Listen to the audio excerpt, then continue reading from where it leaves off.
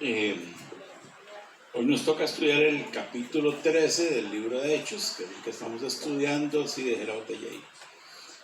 Ahí delante está.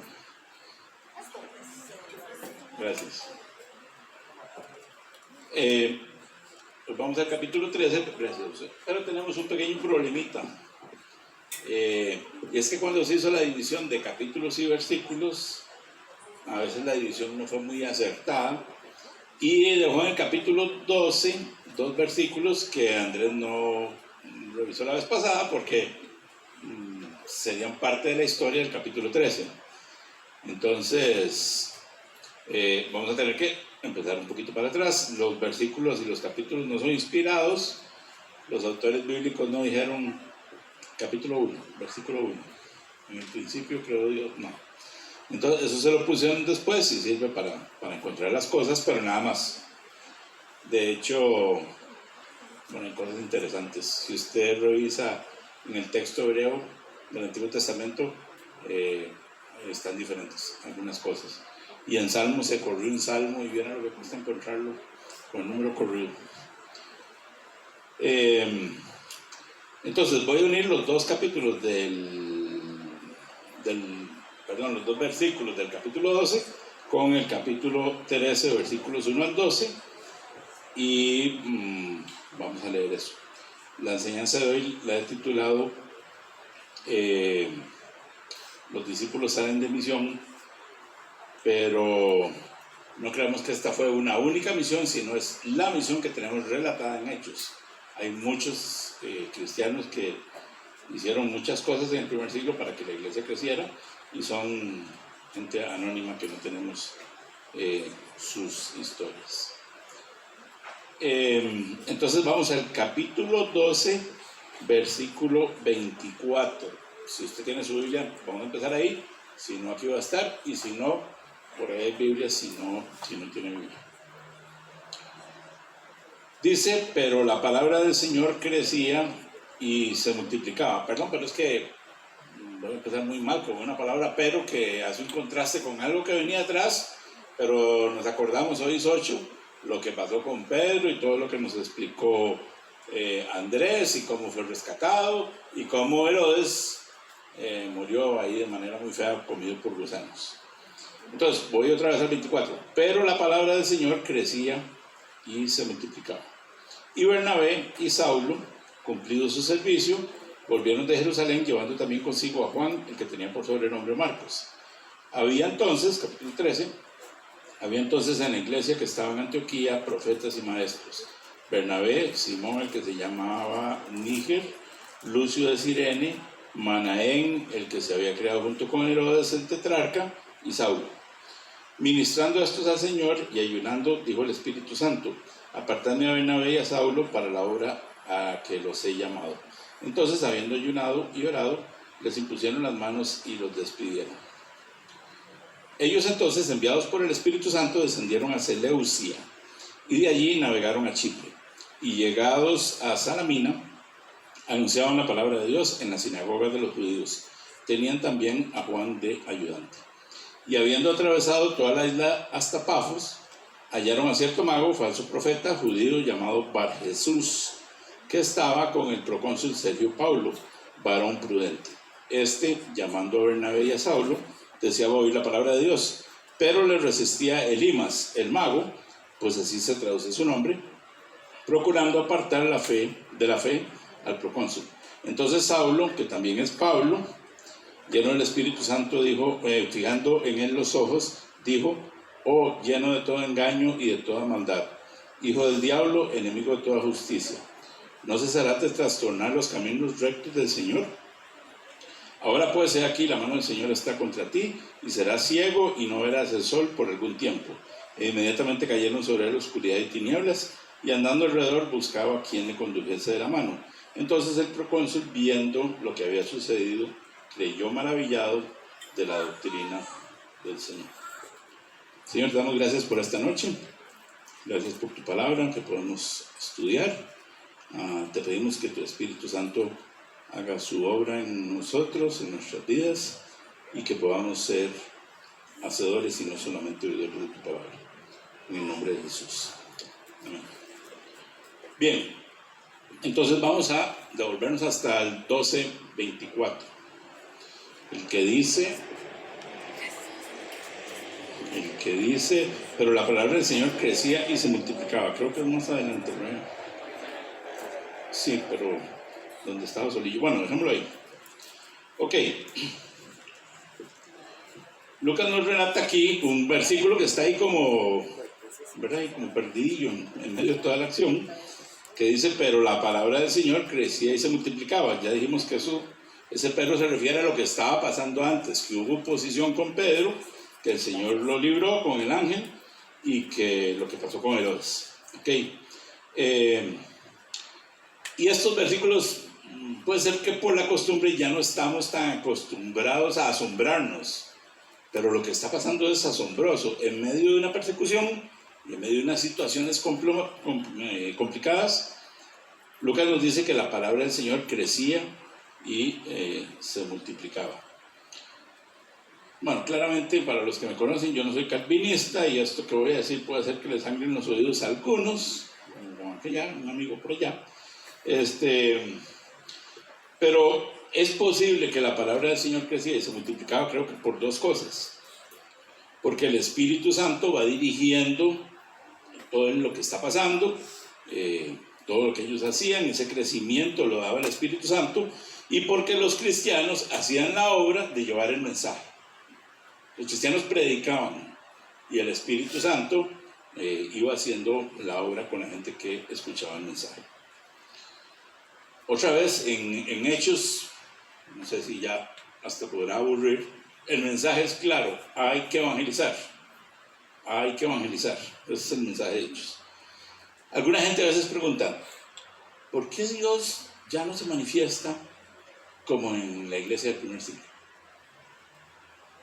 Bueno, yo creo que ese fue un momento particular, pero también creo que el Espíritu Santo es el mismo y que los que hemos cambiado somos nosotros.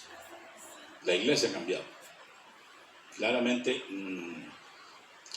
no somos, los cristianos no tenemos esa prioridad de evangelizar o de predicar que tenían ellos, ese ánimo que tenían ellos. Ahora, Mariana decía y la vez pasada Chris nos contaba, a veces es difícil, está lloviendo. ¿Usted cree que si usted le iba a decir a Pablo, no sale porque está lloviendo, a predicar? No, hombre, como es Pablo, le pone la lluvia corbata, ¿verdad? Entonces, ¿somos como ellos o somos diferentes? ¿Será que el Señor no se manifiesta como antes? Porque es el mismo Señor, pero los cristianos estamos en otras.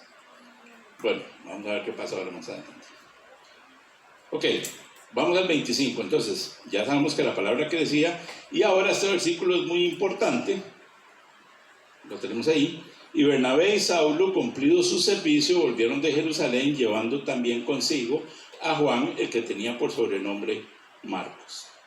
Ok, el grupo de señoras que se reúnen los martes, que están estudiando, están aplicando el método de interpretación bíblica al estudio que están haciendo de Santiago. Este es uno de esos versículos que uno pasa por encima, pero tiene información muy importante, es de los que hay que fijarse con cuidado, que es lo que está pasando aquí. El capítulo anterior que ya vimos, que fue cuando arrestaron a Pedro, y lo de la muerte de Herodes, ya lo he dicho muchas veces, eso es como un paréntesis en la historia que nos está contando Lucas, porque antes de eso,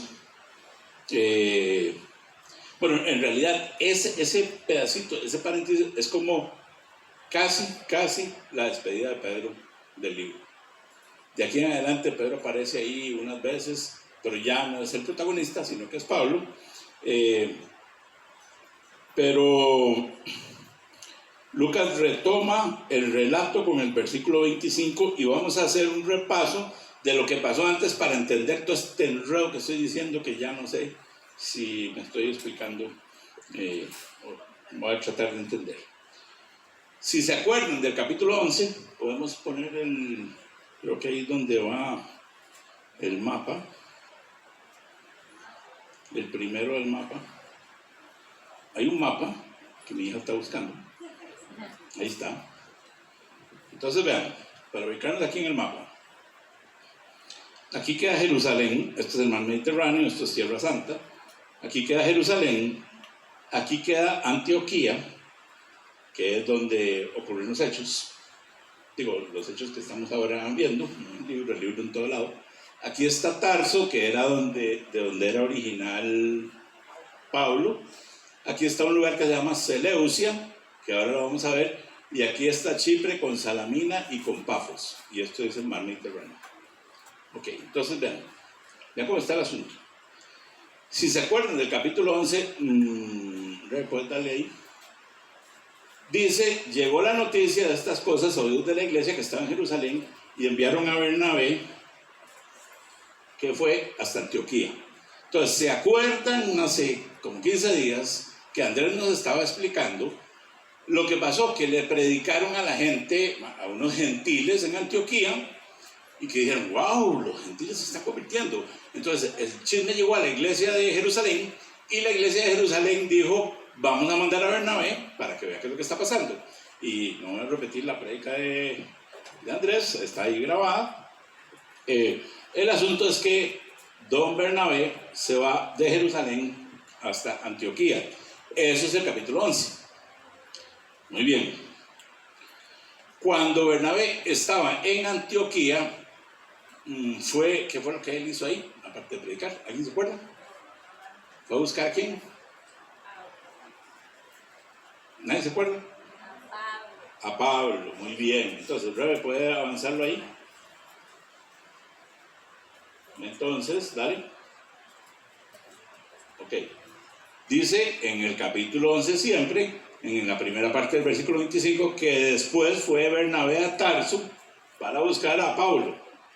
Bueno, ahí todavía se llama Saulo, pues, el mismo Pablo. Okay, entonces, Bernabé va a Tarso y ahora sigamos avanzando, Rebe. Y cuando lo encontró y hallándole, le trajo a Antioquía. Entonces ahora en Antioquía, ¿quiénes están? Bernabé y Pablo. Muy bien. Ok. Después de eso, siempre en el capítulo 11, avanzamos, Robert. Dice que los discípulos, vino un profeta y dijo que iba a haber una hambruna, entonces los discípulos recogieron una ofrenda, es lo que dice aquí, y al final dice, lo cual en efecto hicieron, recogieron plata, y enviaron a los ancianos de Judea, que es aquí, enviaron por mano de Bernabé y Saulo. Ahora, ¿quién está en Jerusalén? Bernabé y Saulo. ¿Y qué andaban haciendo? Dejando una ofrenda porque había un problema con una hambruna. Muy bien. Todo eso es el capítulo 11. Son solo 50 hojas, no se preocupen. ¿En serio? Bueno, entonces ahora dice el versículo 25, puedes darle bien, el versículo 25 que acabamos de leer, que Bernabé y Saulo, cumplido su servicio, ¿cuál era su servicio? El de llevar la ofrenda, exacto. Volvieron de Jerusalén llevando consigo a Juan, ahora se integró otro, que no es Juan el discípulo, es un Juan que tenía por sobrenombre Marcos. ¿Ok? Y entonces ahora, ¿quiénes están en Antioquía? Bernabé, Pablo y Juan. Ok, muy bien. Pero ahora vean un detalle interesante. ¿Qué es lo que dice? ¿Cómo es que Lucas dice que ellos se fueron a Antioquía? ¿Cómo dice? Ahí. ¿Cómo dice?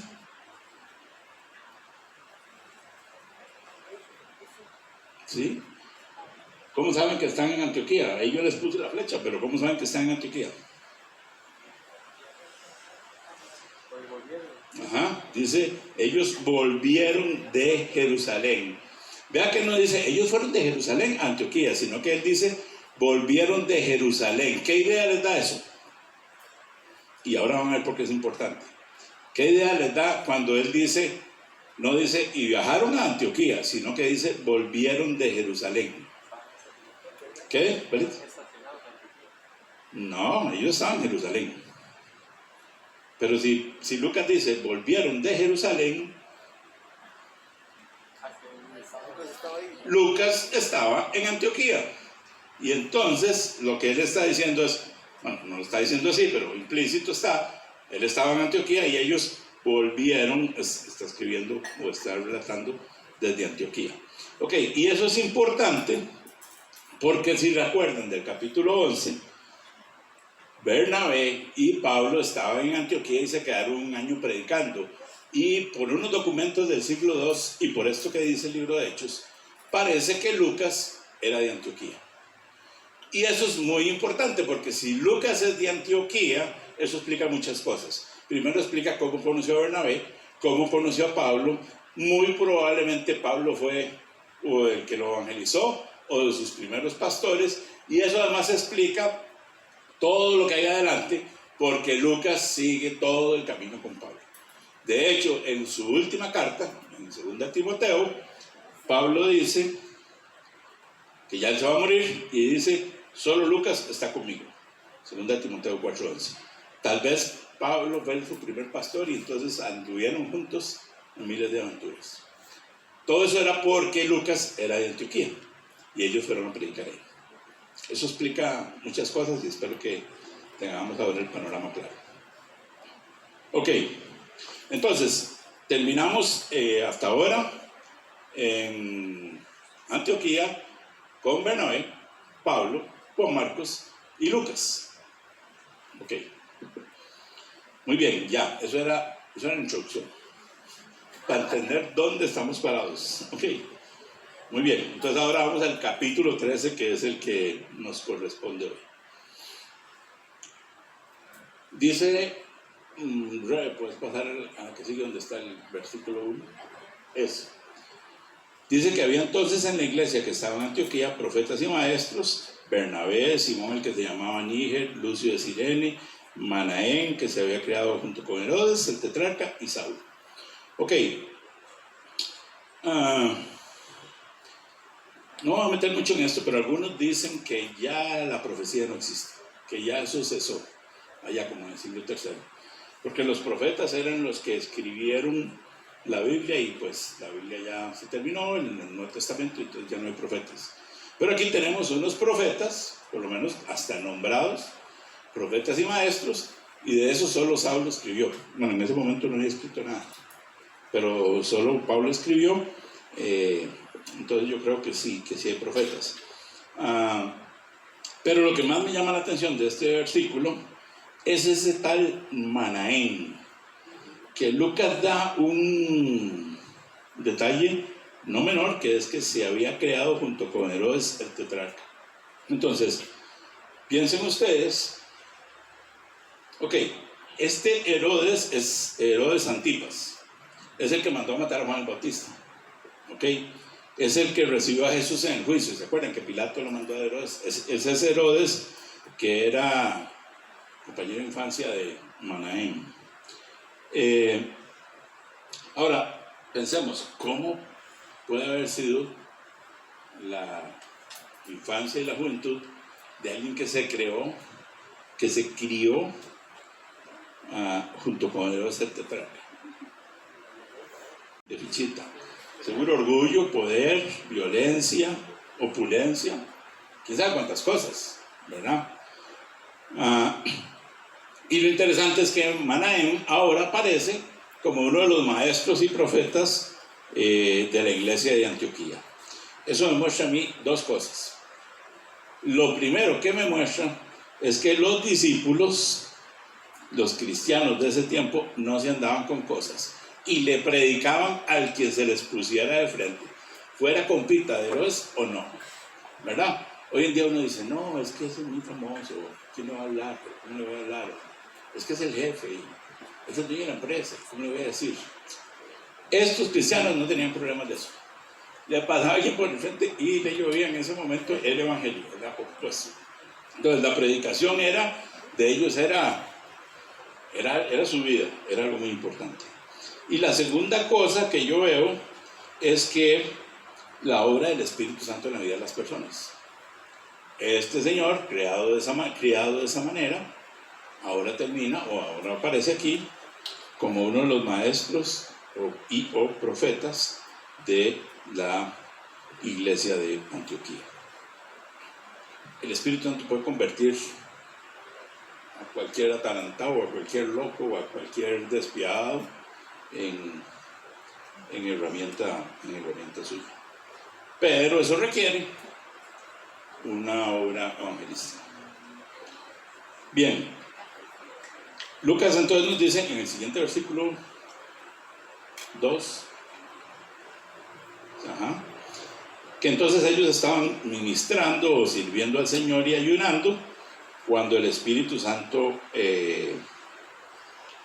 dice que, cojan a Bernabé y a Pablo. Recuerden, ahí había más gente, pero cojan a Bernabé y a Pablo porque tengo un trabajito específico.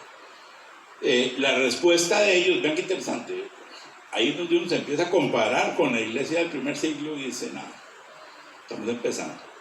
Primero les habla el Espíritu Santo y nadie dice, oiga, fue que yo me lo soñé, ayer comí chicharrones con leche, o qué fue lo que me tomé, o fue que habló el Espíritu Santo, ¿verdad? Dígame si no. Uno a veces tiene un sentimiento y dice, ¿será o no será? Bueno, ellos no tenían duda.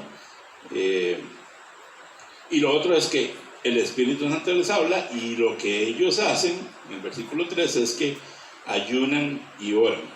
Siguen ayunando y oran, les imponen las manos y mandan a Bernabé y a Pablo a una cosa que todavía no nos han dicho que es.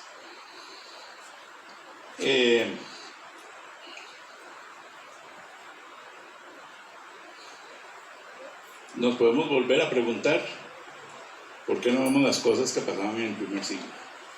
Y mi respuesta empezaría con una pregunta. ¿Nos mantenemos nosotros ministrando al Señor, ayunando y orando? El Señor es el mismo. ¿Somos los cristianos los mismos? ¿O mantenemos la actitud que tenían ellos? Pues cada uno tiene que contestar. Ok, y lo que pasa ahora es que aquí inicia lo que llamamos el primer viaje misionero de Pablo, ¿verdad? Se calcula que desde que Pablo se convirtió, ¿se acuerdan? Que cayó y quedó ciego y todo eso es parte de la historia. Hasta el momento de este primer viaje han pasado 16 años.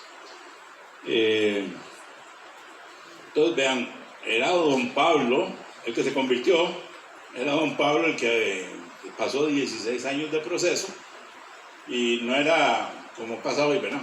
Que llega ahí cualquier sonajas a la iglesia y entonces ya quiere ser el que canta y ya quiere ser el que enseña y ya quiere ser el que no sé qué, porque nadie quiere esperar, todo tiene que ser rápido. El asunto no es así. No estoy diciendo que entonces de ahora en adelante el que no tiene 16 años de estar en la iglesia no puede predicar, porque bueno, nos quedamos todos sentados ahí, pero lo que digo es que lleva un proceso y la gente, bueno, yo reclama que no me pusieron y me voy de la iglesia bravísimo porque yo sí canto bonito. Bueno, a mí no, eso nunca me va a pasar, no voy a ir de la iglesia porque canto bonito. Ok, pero sigamos con el relato. Ok, entonces ahora viene como un trabalenguas, ¿verdad? Dice el versículo 4, entonces ellos, enviados por el Espíritu Santo, descendieron a Seleucia y de allí navegaron a Chipre y llegaron a Salamina, anunciaban la palabra de Dios en las sinagogas de los judíos. Y después el 6 dice, y habiendo atravesado toda la isla hasta Pafos, hallaron a cierto mago, etc. Entonces, voy a aclarar eso porque es medio enredado, pero para eso tenemos los mapas y para eso ustedes tienen mapas al final de sus Biblias para leer eso. Entonces, lo primero que dice el versículo 4 es que enviados por... ¿Dónde estaban ellos? En Antioquía. Y enviados por el Espíritu Santo se fueron a Seleucia. Bueno, enviados por el Espíritu Santo para todo el viaje. Para ir a Seleucia no ocupaba mucha dirección del Espíritu Santo porque iban a coger un barco y Antioquía no es un puerto, entonces había que ir a Seleucia donde era el puerto. La primera etapa de su viaje es ir al puerto donde cogieron un barco y avance, por favor. De allí navegaron a Chipre. Chipre es toda la isla. Y llegados a Salamina, Salamina es este puerto que queda aquí en la isla de Chipre. Bueno, no confundan Seleucia con Seleucia, no tiene nada que ver. Pero entonces ellos del puerto cogieron un barquito y se fueron a Salamina. Y después, right? Y habiendo atravesado toda la isla hasta Pafos, y aquí vean que hay una ciudad en Chipre que se llama Pafos. Entonces, este es el inicio del recorrido. ¿Sí está claro? ¿Dónde están todos ahora? ¿Quiénes van?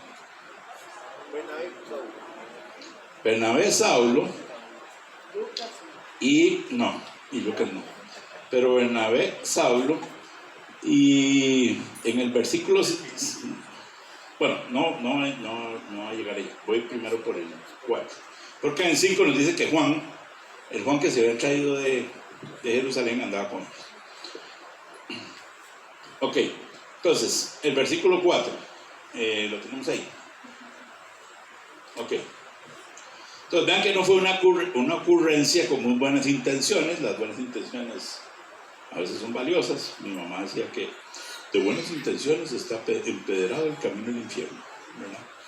Entonces, bueno, las buenas intenciones no bastan, sino que no hay una buena intención de Pablo y Bernabé, sino que fueron enviados por el Espíritu Santo. Otra vez, nuestra vida se maneja de esta manera: enviados por el Espíritu Santo, o el Espíritu Santo lo tenemos en una cajita de cristal con un martillito a la par y un rotulito que dice úsese en caso de emergencia, ¿verdad? Y cuando usted tiene problemas, le mete un martillazo al vidrio y ahora se ocupa el Espíritu Santo. Andrés nos decía la semana pasada: ¿el Señor es nuestra última prioridad o nuestra primera prioridad? Primero la pastilla, la inyección, el doctor. Y cuando el doctor dice, ya no hay nada que hacer, ¡ay, Señor! Ahora sí. No estoy diciendo que no se tome la pastilla, ni se inyecte, ni nada, pero estoy diciendo que el Señor debe ser nuestra primera opción. Y lo que ellos hacen es eso. No salen locos, salen guiados por el Espíritu Santo. Pueden coger cualquier dirección. De hecho, bueno, ustedes sabrán que más adelante Pablo quiere irse para Asia y el Espíritu Santo le dice que no. Y esa decisión cambió la vida del mundo occidental. Entonces, ellos están esperando la dirección del Señor, no están en sus cosas y dicen, mientras tanto voy a jugar México. No, ellos están ayunando, orando, y el Señor los guía y salen en el viaje. Entonces, esta gente se tomaba en serio eso de ser cristiano. No es una opción, es una guianza del Espíritu Santo. Están metidos hasta el cuello en este asunto. Muy bien. Ahora, vamos al versículo 5.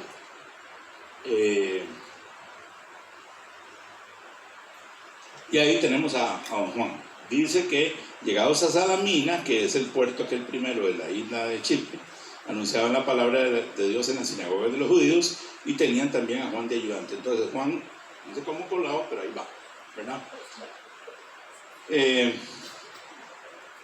Ahora, ellos llegan ahí y empiezan a predicar en un lugar un poco extraño.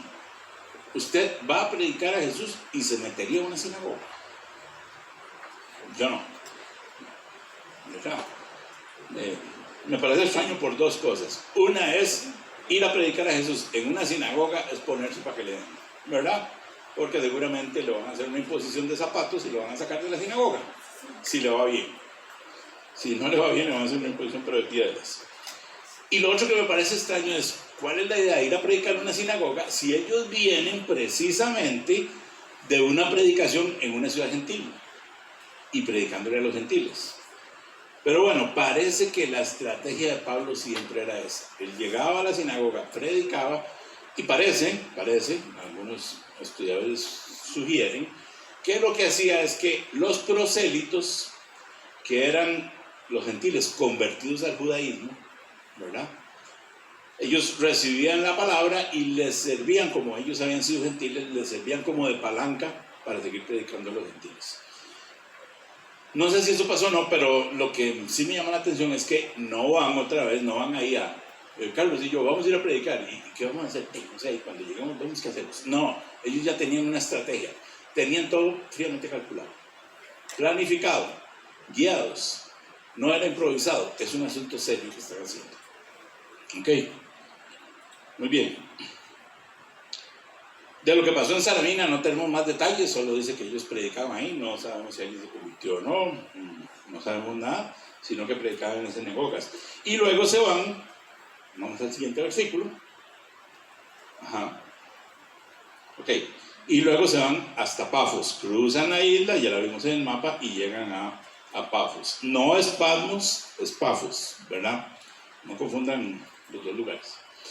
Y aquí encontramos a dos hombres muy interesantes. Por un lado está ese tal Bar Jesús, que también se llama Elimas, y Lucas lo describe como mago, falso profeta y judío. No sé, mago y falso profeta era malo, o judío no era tan malo, pero bueno, así es como lo describe Pablo, mago, falso profeta y judío. Y el otro era el procónsul, que se llamaba Sergio Paulo. Sergio Paulo tiene nombre de jugador brasileño, ese hombre, de la serie brasileña por lo menos. Pero no había Brasil, bueno, sí había Brasil, pero nadie lo conocía.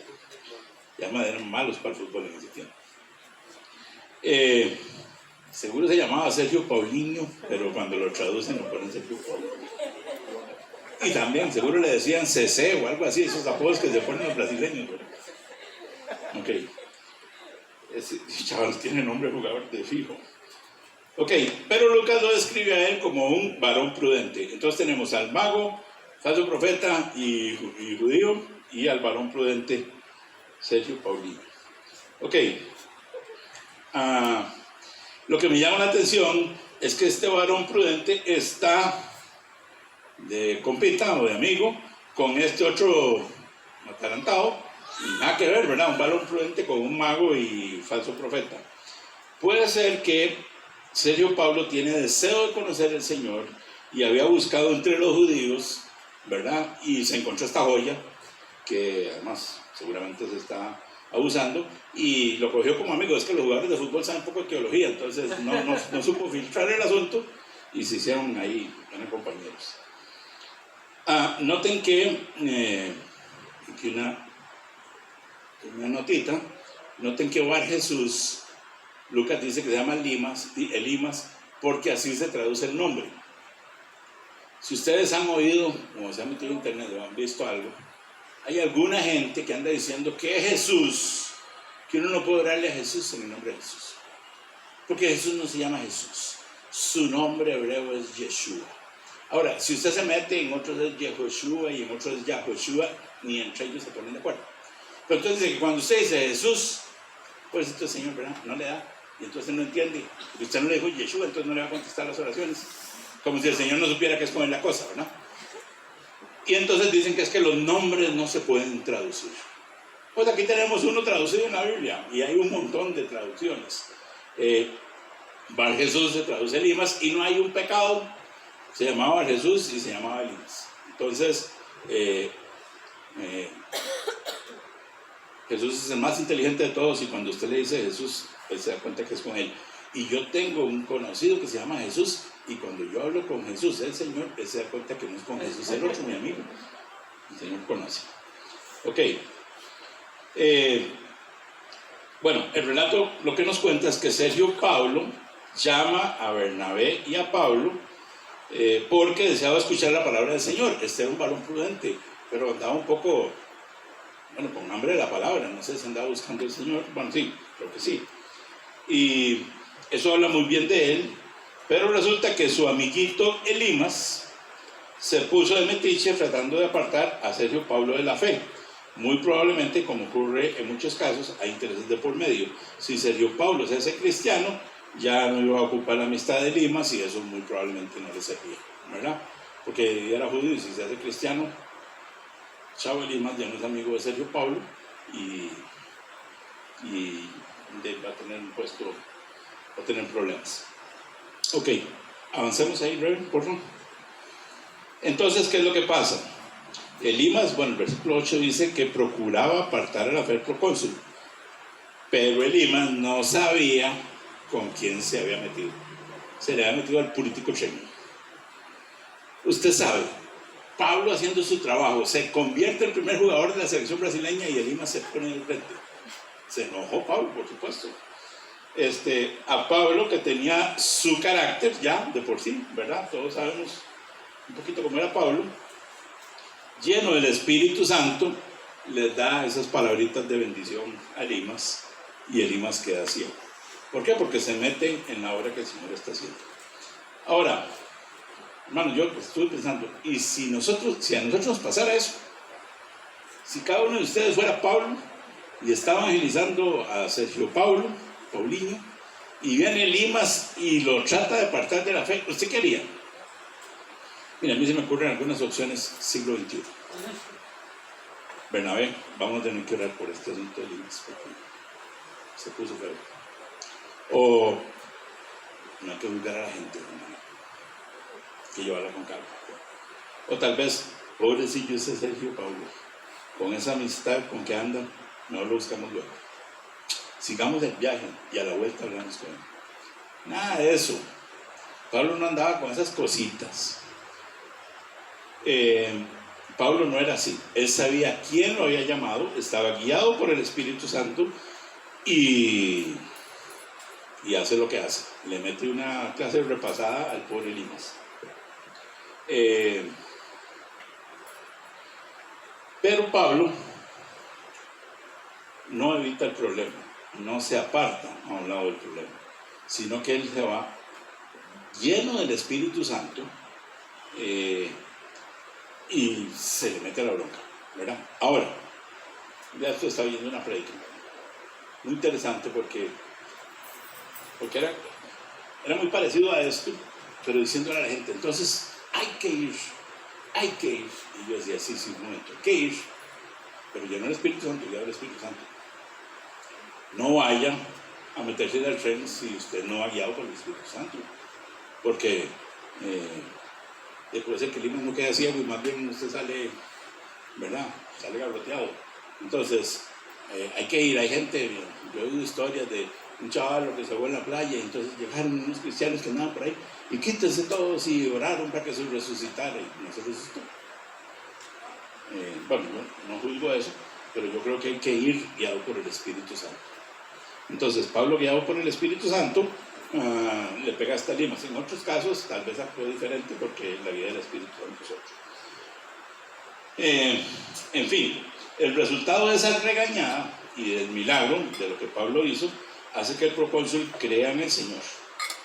Bueno, y es fácil de entender. Si Sergio Paulo era un hombre que buscaba al Señor, casi podemos ver que la visita de Bernabé y de Pablo y de Juan era como una respuesta a su necesidad, ¿verdad? Parece que es un hombre que buscaba al Señor. Y también pasa, que no ocurre siempre, pero pasa que él, donde ve el milagro, se convierte, o él cree. Porque hay otros, y hay muchos en la Biblia, que ven el milagro y más bien se endurecen, ¿verdad? Entonces, Jesús hace un milagro y dicen, uy, eso parece el Mesías, y otros dicen, no, eso no tiene nada que ver, y es el mismo milagro. Depende del corazón de cada uno, y aquí este señor Sergio Paulo, según el versículo 12, dice que creyó maravillado de la doctrina del Señor. Ok, algunas conclusiones. Hacemos ahora sigue. Cuando uno hace una prédica, busca las aplicaciones, ¿verdad? Porque si no, todo queda una historia interesante. Pero lamento decir que es difícil encontrar unas aplicaciones diferentes a lo que hemos venido viendo, porque el mensaje de Hechos es muy claro. Lo primero es el Espíritu Santo el que guía nuestras vidas, o en realidad somos nosotros mismos? ¿Cómo es nuestra vida? ¿Es como la de Pablo, como la de Bernabé, como la de Juan, o como la de Horacio? Entonces, ¿es el Espíritu Santo el que guía nuestras vidas, o en realidad somos nosotros mismos en nuestras vidas? No en el momento de desesperación de nuestra vida, sino en las decisiones que usted y yo tomamos día a día. Yo el otro día le contaba, no me acuerdo quién, no sé si lo he contado aquí también, que a mí una vez un amigo me dijo, cuando usted compró su casa, ¿usted pensó en qué le iba a servir eso para el ministerio del Señor? El lugar donde la compró, la casa que compró. Y yo dije, no. Compra la casa, lo que más pueda pagar, ¿verdad? Hasta donde le dé la capacidad de pago, y eso es lo que compra. Entonces buscamos una en un lugar y esa no se pudo, y buscamos en otra porque ya apareció, pero no nos sentamos a orar, Señor, aquí es donde deberíamos estar. Esto nos va a llevar dentro de un montón de años a BCP, o estaríamos en una iglesia, no sé, en Heredia o en Cartago. No estoy diciendo nada contra eso, sino que estoy confesando mi falta de preocupación por la opinión del Señor sobre ese tema. Claro, por supuesto que le pedimos provisión, eso sí, pero ¿qué opinaba él de eso? No preguntamos. El siguiente punto: estos cristianos le predicaban a todas las personas de todos los niveles sociales, gentiles, judíos, ricos, pobres, etc. No escatimaban nada. Nosotros, ni al del bus, ni al compañero de trabajo, o al compañero de la universidad, o nada. No estoy diciendo que deje trabajar por predicar, porque, ¿verdad? Hay que aclarar las cosas, porque los cristianos somos buenos para eso. Entonces a uno los echan porque desde que contraté a ese no se calla, predica todo el día y no trabaja nada. No es eso lo que estoy diciendo, pero ustedes saben, creo, a lo que me estoy refiriendo. Y el tercer punto: el Espíritu Santo de aquellos tiempos es el mismo de hoy en día. La gran pregunta es si los cristianos de hoy en día somos como los cristianos de aquellos tiempos. Entonces ahí tenemos el espejo en la palabra. Lo que les decía, de lo que hablaron ahora Mariana y Cris. Las cosas que uno oye, las excusas que uno oye y dice, ¿de qué estamos hablando? Y fue a dar un curso de introducción a la Biblia, creo que les conté, a Boruca. Y llegó la gente. Eran las 2 lecciones del sábado y las otras 2 lecciones del domingo. Y llegó la gente, y cuando veo, sacaban un paño y lo ponían ahí en el piso de la iglesia de madera, que estaba brillante ese piso hasta que llegamos los de San José y lo llenamos de barro. Pero bueno, pues tampoco entendíamos eso. Ahí dormían. Y yo, y la gente no se oye. No, hay que prepararles desayuno para mañana. Viven a 4 horas caminando, entonces no les sirve. Se ahora 4 horas caminando para después mañana venir 4 horas caminando. O sea, llegan, tocan la casa, se vuelven y ya tienen que estar otra vez. Y yo decía, y nosotros nos vamos porque está lloviendo y el carro está metido en el garaje. Y hay que montarse, no se moja usted en el garaje, ¿verdad? Bueno, cuando se baja aquí se moja un poquitito, como un metro. Y lo pensamos.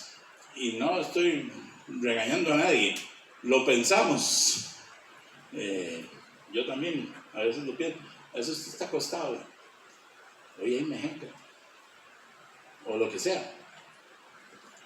Yo lo que digo es que eso será que muestra lo que hay en nuestro corazón. Y cuando nosotros vemos a los hermanos allá que nos cuentan en Irán y en Irak y en todo lado, y yo digo, si a nosotros nos para un aguacero, que hará un chaval con una ametralladora y paraliza toda la iglesia, ¿no?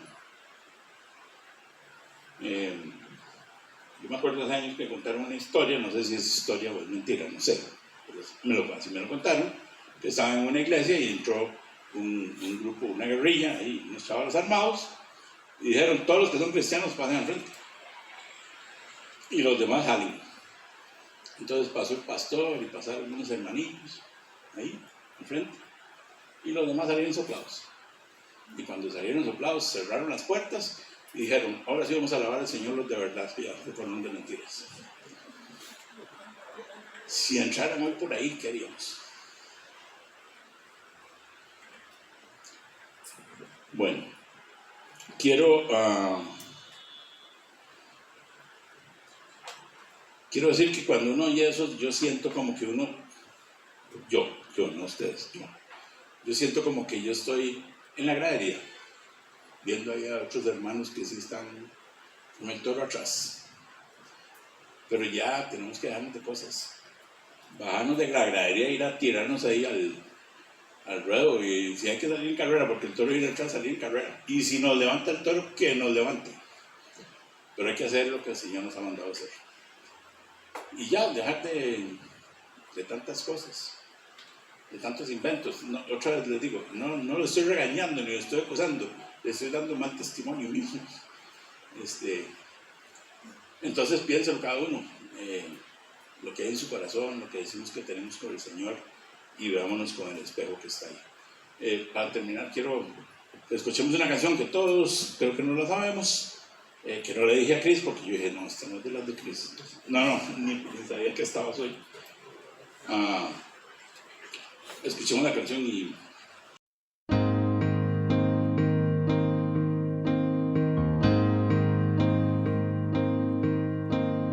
Cada vez más violencia, más maldad en la tierra. Parece que el amor ha muerto y la locura reina sobre la humanidad.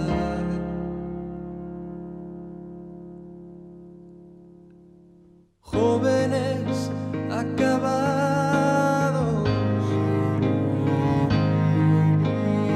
niños abandonados, a precio de placer y decidiendo solo el interés.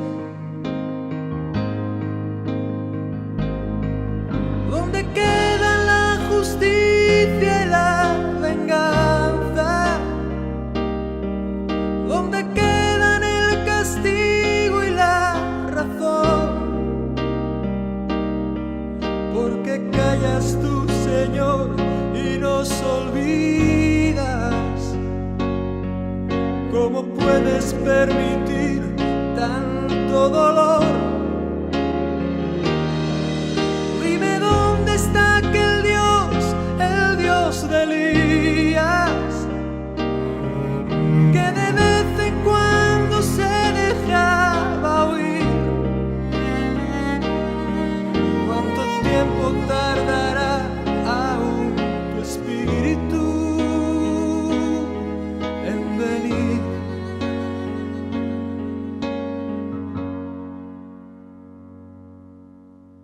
Necios como niños, torpes cachorrillos, como nos gusta jugar y nos gusta preguntar aquello que hace tiempo sabemos ya.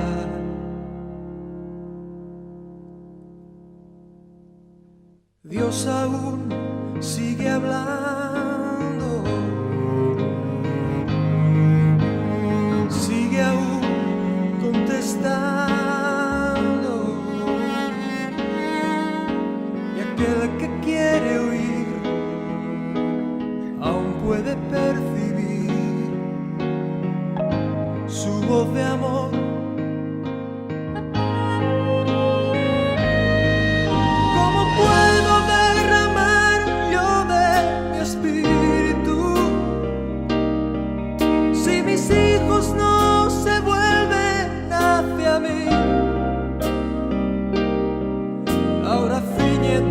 Como un varón valiente,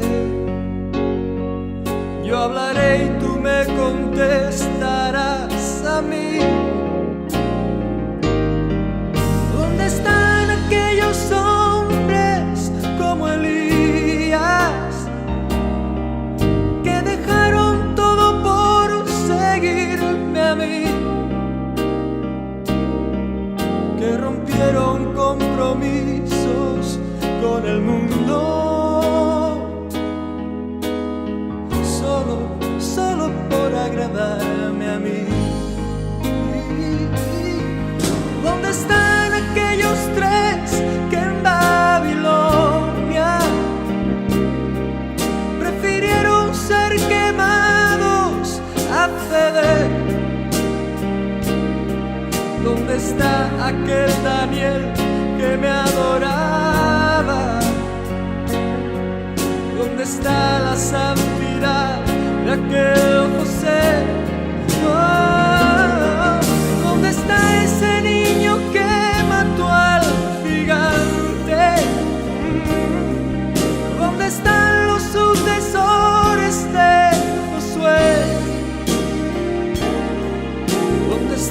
esas mujeres entregadas como Esther.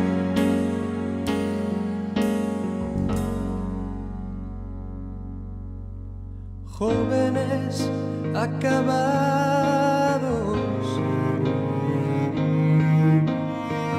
niños abandonados, a precio de placer, y pagan inocentes los errores de otros en el ayer. Si mi pueblo se volviese y me buscase, renovando así su entrega y su fe, si me amasen como aman sus caminos, si olvidasen los rencores del ayer, yo abriría de los cielos y la tierra hoy vería mi poder. Mientras tanto aún repito como antaño: buscadme, buscadme, buscadme y viviréis.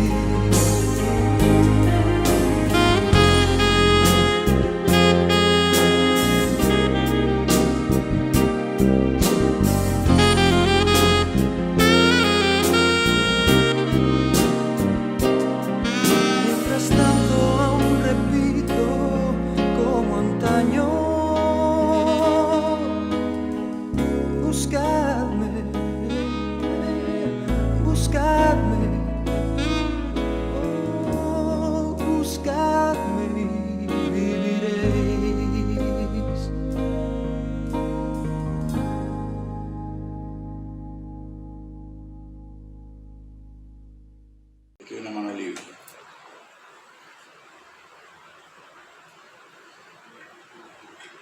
Esto no estaba calculado, y Andrés no sabe qué viene. Pero lo que quiero es que oremos, y quiero que Andrés ore, pero quiero que ore pensando por mí. Y si alguien, esto no lo hacemos aquí, no estoy haciendo un llamado, pero si alguien quiere venir aquí al frente para que el Señor nos, no sé ni cómo decirle, nos despierte, nos cachetee, no creo que la cachetada ya, nos despierte y nos comprometamos. Chris hoy 8 decía que quería que el Señor lo cambiara, pues parece que eso está hoy en día. Entonces, si alguien quiere pasar, pues puede pasar, y quiero pedirle a Andrés que me